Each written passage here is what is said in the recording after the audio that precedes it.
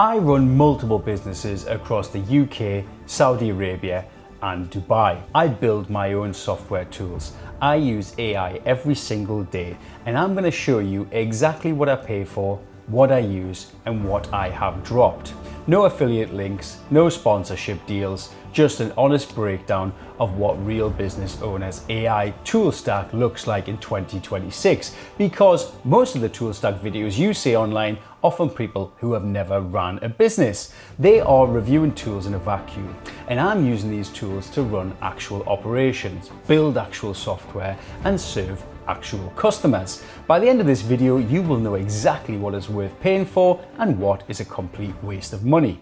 Welcome to AI in Business. My name's James Anderson, and this channel breaks down AI for business owners. What's happening, what's relevant, and what it means for your business. If this is something of interest to you, please subscribe and please like this video. And I'll be bringing you lots of relevant, jargon-free, hype-free, FOMO-free information which is useful for your business in the coming episodes. Before I show you my stack, let me tell you the mistake I made.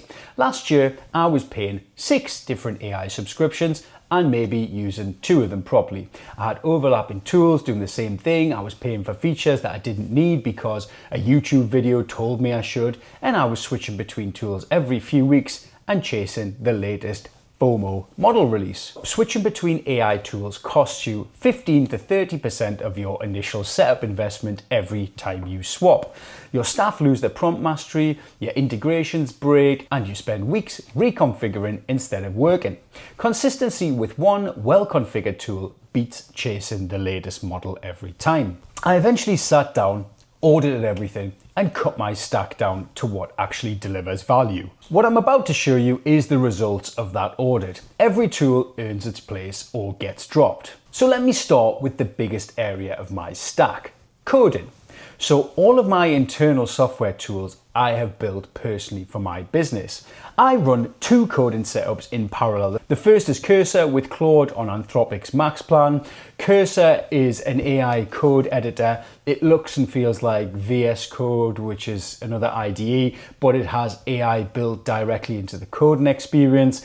I run it through Terminal on Claude, and I find it's the quickest and best way to do it. It understands your entire code base. It can suggest code changes across multiple files and can refactor whole sections of code in context. The max plan I'm on is the £90 a month plan. I was on the 200 when I had loads of stuff going on, but now I've ramped that down to 90, which although recently the tokens have been getting absolutely vacuumed up for some reason, but apparently they're trying to fix this so they're not rinsing you.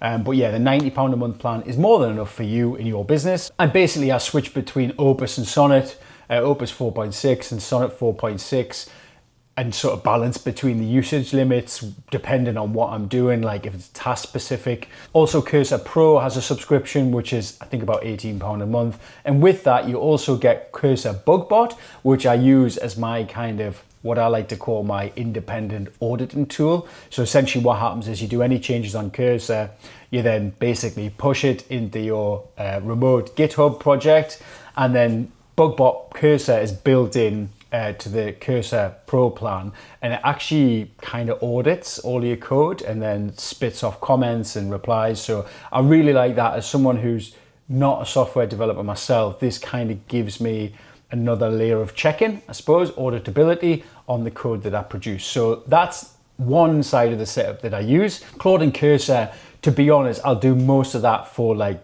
building the plan.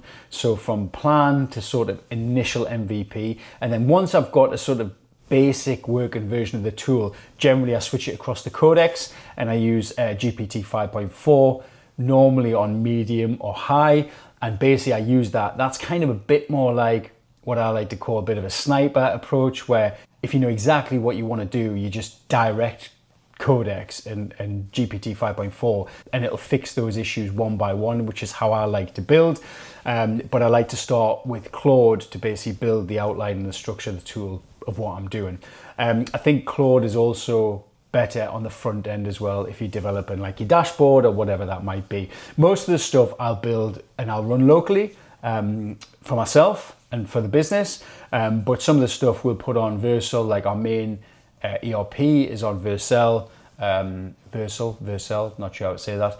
Let's go with Vercel. It sounds a little bit more exotic. So when it's on Vercel, we're hosted on a custom domain, and then basically all our team can get into it. So that's where we have our sort of ERP that we custom built for the business, which covers all of marketing, sales, cash flow, and if you were looking at going with something like, I don't know, Odoo or whatever, it would be costing you an absolute fortune. You've got 10 users on there, you're talking at least 300 to 500 quid a month. This basically cost me for the domain and cost me for the hosting, and pretty much that's it, to be honest. 10, 20 pound a month, and I've got a full custom ERP system for my dashboard, which you couldn't do 2 or 3 years ago. And when you run an SME in a small business, like every single penny counts. So if you can develop your own custom tools for your business, this is absolutely advantage nowadays for business owners, and this is what I teach on the channel. So Codex with GPT-5.4, normally on medium or high compute. So Codex is OpenAI's coding assistant. It's actually a really nice tool to use. When you're running Claude Code in Terminal, in Cursor, it looks a little bit like you've just transported back to 1993, and it's a little bit scary for non-technical people. But I would say Codex is a much cleaner and nicer app to use.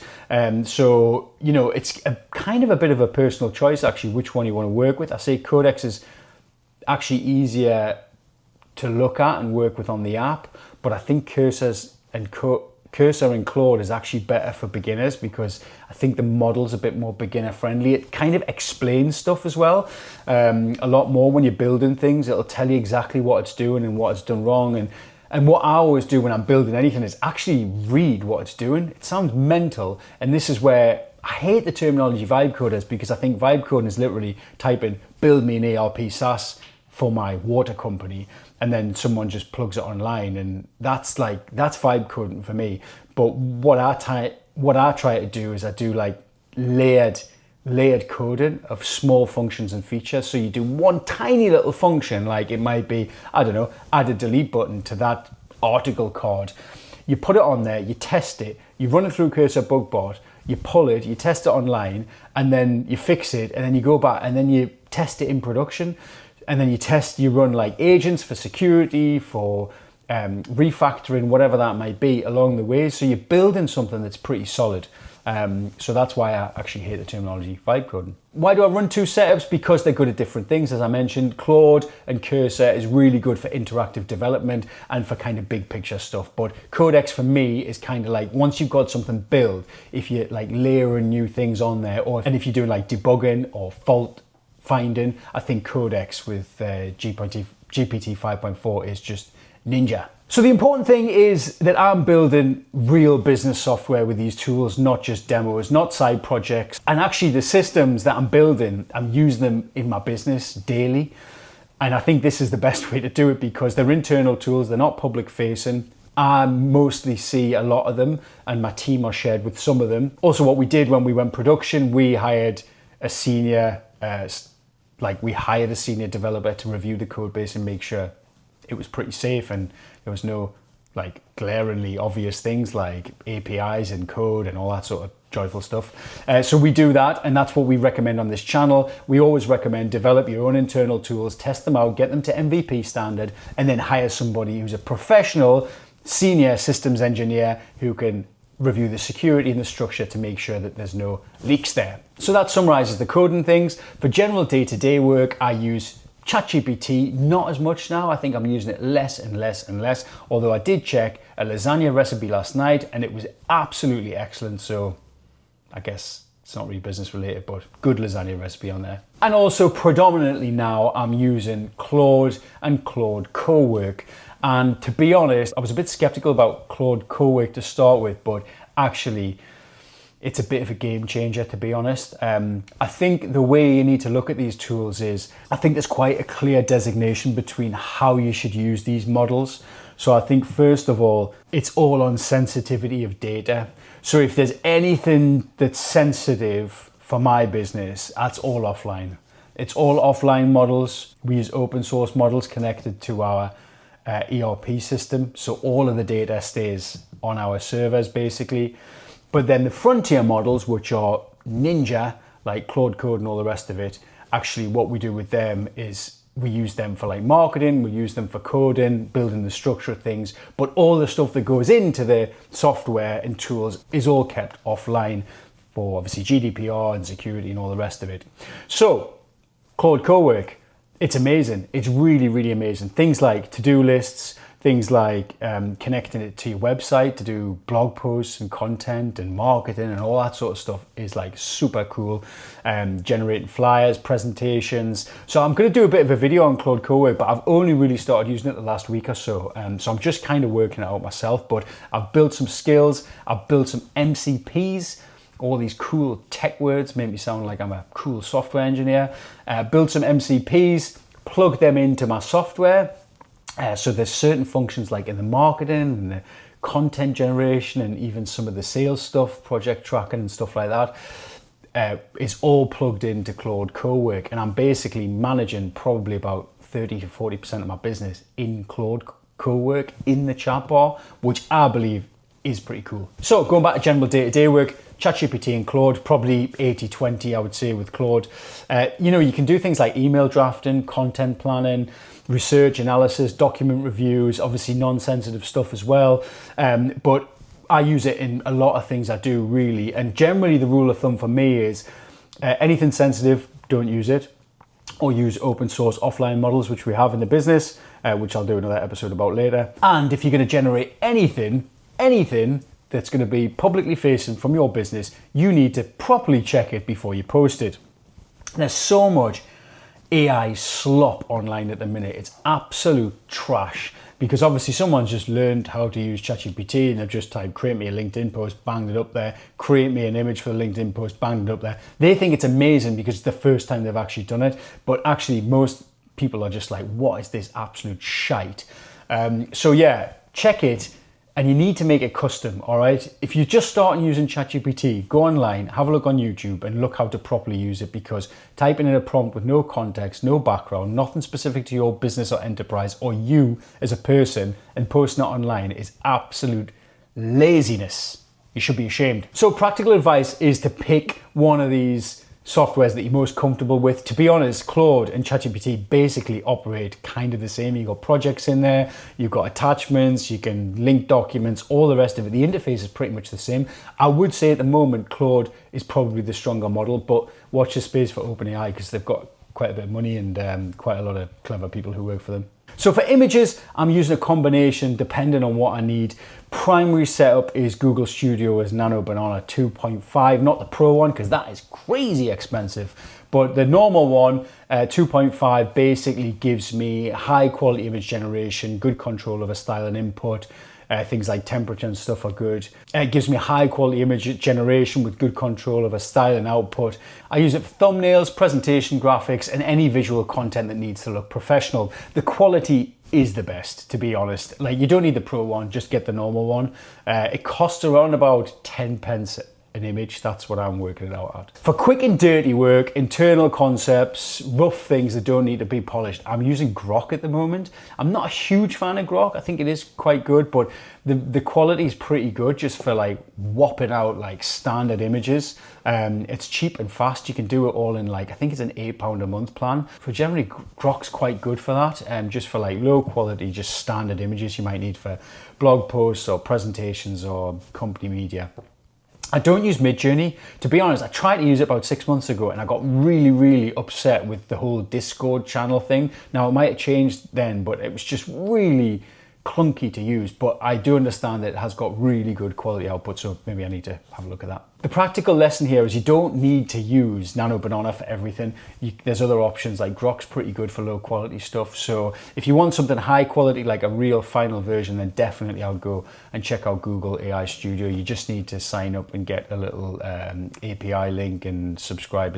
It's not too difficult to set up, or there's plenty of other platforms out there where you can actually just link to them, but obviously they're going to be more expensive because they make a bit of margin on it. API models for custom software. So this is where it gets interesting for anyone building custom tools. So in our ERP software, where I'm not using Claude Cowork to generate things, we've got it connected up to OpenRouter for some of our marketing tasks, and that's the API gateway. And then OpenRouter is really good actually. It gives you an opportunity to just generate one API, connect it to whatever software you're using, and then you can flick about models. So you can go with Quen, or you can go with Minimax. I've used Minimax 2.5. I think it's really, really good.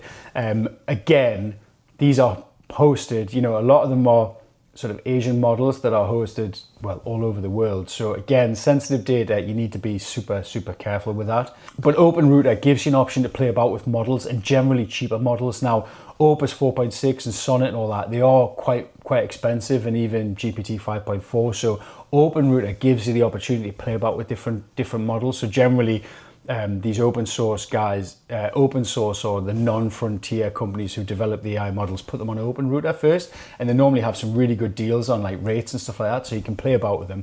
I'll probably do another episode on OpenRouter and just show you how to use that, or just go on YouTube. There's probably like 1,000 videos on there. So yeah, I've been playing about with Minimax 2.5, Kimi K2 is pretty good, Quen 3.5 is a new one which came out, which is really good. I'm looking for something for a bit more coding specific for the future. So I think that's we're still quite behind the frontier models, especially Opus 4.6, which is just absolutely lethal at coding. So it'll be great once we start to get closer to that, because the idea is I've got a little DGX Spark, which I run in my company, which I run a few models on. I've got Quen on there. I've got Minimax 2.5, like a quant model. This is all high level terminology, but eventually you get used to this as you sort of get involved more and more in AI. And the idea is running offline is obviously for data, anything sensitive. So you can plug in, like, we've got all the finance part of our ERP plugged into there. So things like cash flow planning, creditor debtors, all that sort of stuff, credit checks, all that finance function is all offline on a DGX Spark with I think it's got a 4 terabyte SSD, and it's running a few offline open source models on there. And then all of our data is there. So it's great for GDPR, as I mentioned in the last episode about data. So I think just the rule of thumb, just to clarify there, anything sensitive, you don't want to be running that through frontier models. Anything customer related, you want to be super careful, because you've lost control of that data. As soon as it's gone on the frontier models, it's gone. And if something happens with GDPR, you're absolutely...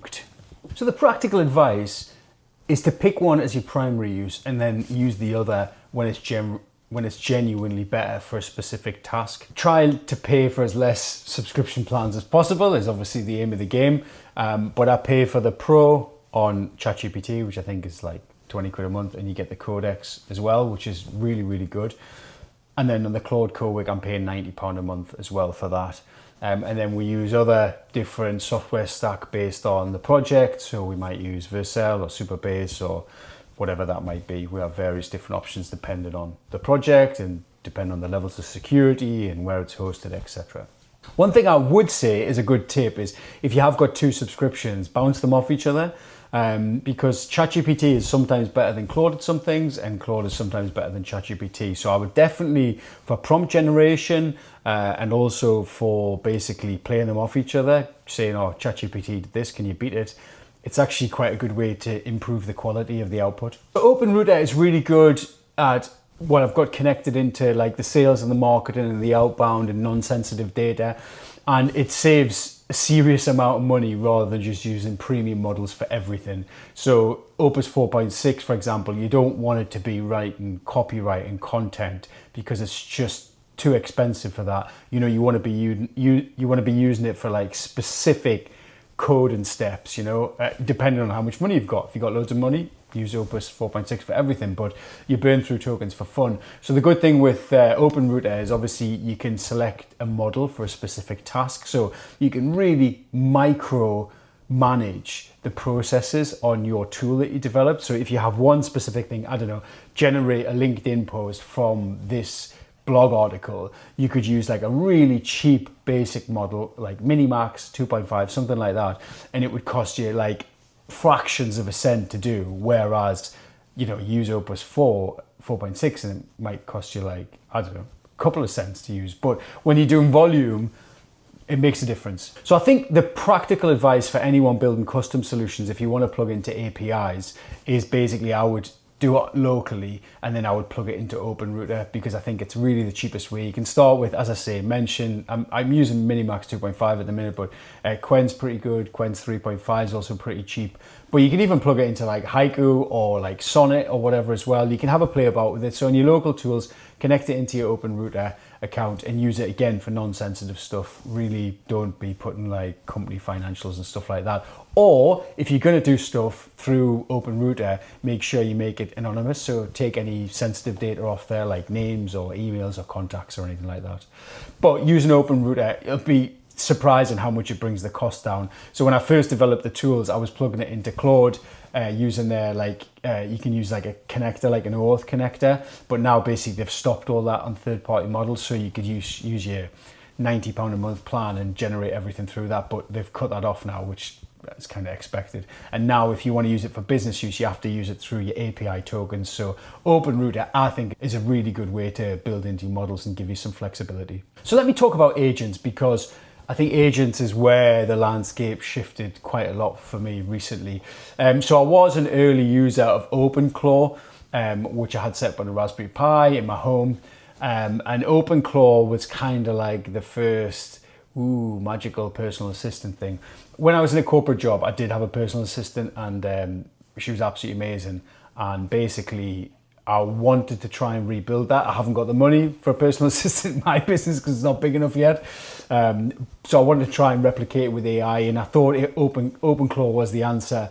And OpenClaw is good, but I'm really, really not happy on the security aspect of it. I think it can be secure if you're like a senior software developer, but I think for an everyday sort of, I'm not going to say hobbyist, but someone who's interested in implementing in a business, I think I would warn against it, because I think it's a bespoke open source tool, and it's going to be open to hacking. That's my feeling. And I think you can potentially put so much information on there and put everything through there that I think it's really, really dangerous. So I would tread carefully. If you want to use it, crack on. It's up to you at the end of the day, but I would tread carefully. So what I've done is I've found like a bit of a happy medium in Claude Cowork at the minute. So where I've basically been writing skills in Claude Cowork to almost act as a personal assistant. And I think I feel a bit more comfortable with this, to be honest. Again, I'm not giving it anything sensitive, but I feel a bit more comfortable that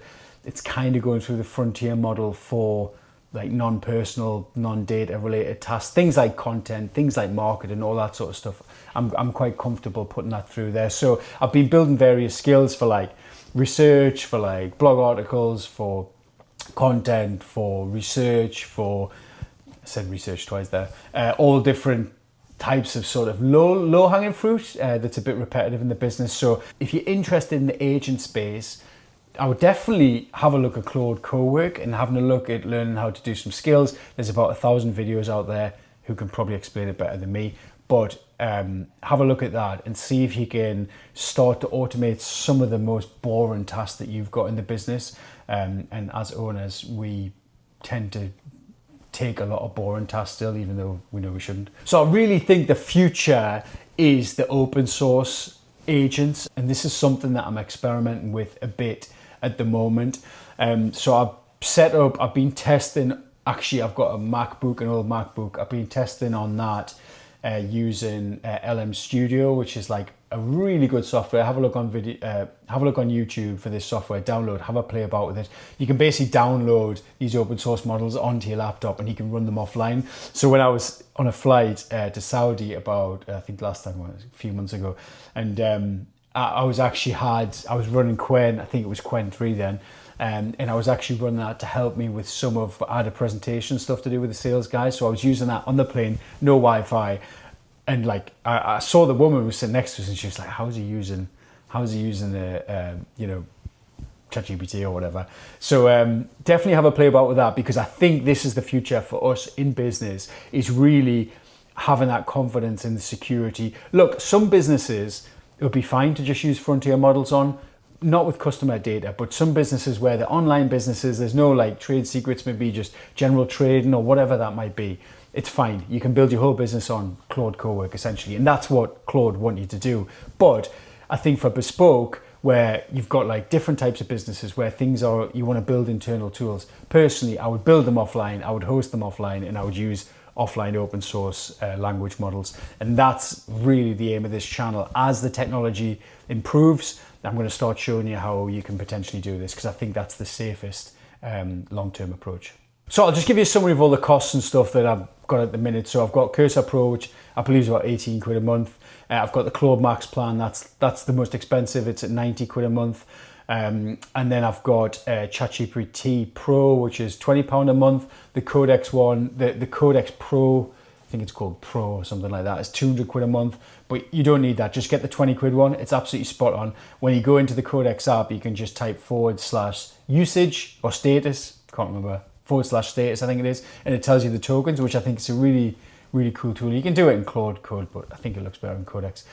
OpenRouter AI, I'm currently spending about 30 quid a month. I'm really trying to optimize everything on there, and most of that is because I'm generating my images through OpenRouter on Nano Banana, and they're like 10 pence an image, something like that. That's probably the biggest use actually on OpenRouter. I'm about $30-40 a month, and that's all my content, and that's across my business and also some of the clients' business I work with as well. So I mean, really all in, you're talking a couple hundred quid a month to get a really solid baseline. And this is really like the first step of AI into your business. You know, you don't have to go out and spend 100 grand on a custom enterprise solution. If you're a smaller business like myself, you know, if you've got up to sort of 50 staff, this is a really good place to start. And then what you can do is once you get to grips with the software, you can then train somebody in a team, you can nominate them, you could even hire someone to come in and do this, however you want to do it. We've also got a website, we do consultancy, and we're an AI agency as well. So we work with developers, we do AI audit. You know, at the end of the day, as a business owner, and I understand that your time is super limited and you don't want to be sometimes doing all the basic stuff, but I think with AI you need to learn and get some literacy, which is what this channel's all about. And then I would probably recommend just subcontracting somebody else to do it. So have a look at the website in the description if that's something you're interested. We do like a free 15-minute discovery call, so check that out. So this is the section nobody else does. Let me tell you what I've stopped paying for. So Google Gemini doesn't work for me on any level. I've got Google with my workspace because for my emails and all that sort of stuff's on there, but Google Gemini is just not worked out for me. I've used it, tried it a couple of times. I'm sure this is not always going to be the case. Like in the AI landscapes, everything's changing rapidly all the time, but Google Gemini for me is off. I've only been using Stitch on, I think on the free plan, I think it is, where I've used to create a couple of website designs and stuff, which is actually pretty cool to be honest. And also I'm using Nano Banana, but that's through an API and OpenRouter. I was using things like Zapier and Make, N8N. I've just canned off N8N, unfortunately. I really liked N8N. That's what I started with, building automations, and it's really good for like deterministic automations, which is basically like the same thing over and over again. So when you use language models, doing the same thing over and over again is quite complex because it never gives you the same answer. But with the N8N workflow, you can basically build it like repeatable. It's really good for some forms of automation. So, but N8N, to be honest, I don't think it's got such a long life, because I think Claude and probably GPT are going to start building all this stuff into it, which is kind of like the same function anyway. The only good thing with N8N is you can use it offline, you can host it offline. So I had mine hosted offline, and you could use it through like an open source language model in the future. So maybe not, maybe it's not written off yet. I was using Kling for video generation, which is actually pretty good, but I haven't really used it as much because I haven't done a lot of video content, but that's one maybe you can use. I've played about with it, it has got some good stuff, but I think the video content is, unless you're a proper videographer and you know exactly the terminologies and stuff you want, I'm not sure if you're going to get a real high quality output from it yet. But again, we're small business owners. We run laundrettes, we run restaurants. This is my audience. I'm not really talking as much to software companies and media companies as much. I'm generally talking to sort of run-of-the-mill businesses, and I think doing video generation through Kling is probably not really required at the moment. So the distilled takeaway: the most expensive AI tools is basically the ones you pay for and you don't use. So build your stack around specific problems, not hype. As I say, my stack, I've gone through the video and told you the outline. Give it a try. It's quite cheap. It gives you quite a good foundation, gives you a good step into the AI thing, quite low risk. And again, don't share anything sensitive, yeah? So if that was useful, please subscribe. I'm doing these videos every week, try to do a couple a week. And if you want any help figuring out what tools actually fit in your business, just check out our website and below. Happy to have a free call and have a chat through anything, and we can have a walk through and see if there's any way we can work together. Thanks again. I'll see you in the next one.